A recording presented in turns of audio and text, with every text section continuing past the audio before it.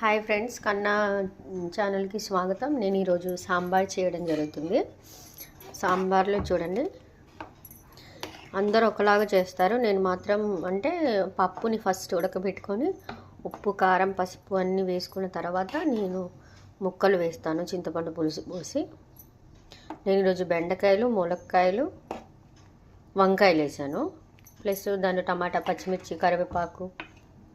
దీంట్లో main ingredient అయితే ఇప్పుడు మనం మరిగేటప్పుడు వెల్లుల్లి, జీలకర్రని బాగా దంచుకొని ఇందులో వేసుకోవాలి.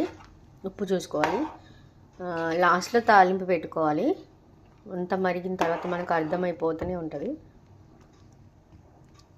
ముక్క ఉడికిన తర్వాత తాలింపు పెట్టుకోవటమే.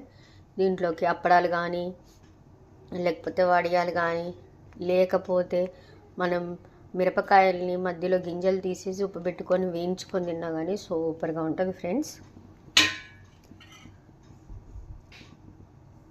సాంబార్ గురించి డీటెయిల్స్ కావాలంటే కమెంట్ బాక్స్లో కమెంట్ చేయండి. డిఎం చేస్తే నేను మీకు పూర్తి ప్రాసెస్ పెడతాను, మీకు అవసరం అనుకుంటే. ఓకే, మరి బాయ్ ఫ్రెండ్స్. మా వీడియో నచ్చితే లైక్ చేయండి, షేర్ చేయండి, సబ్స్క్రైబ్ చేసుకోండి.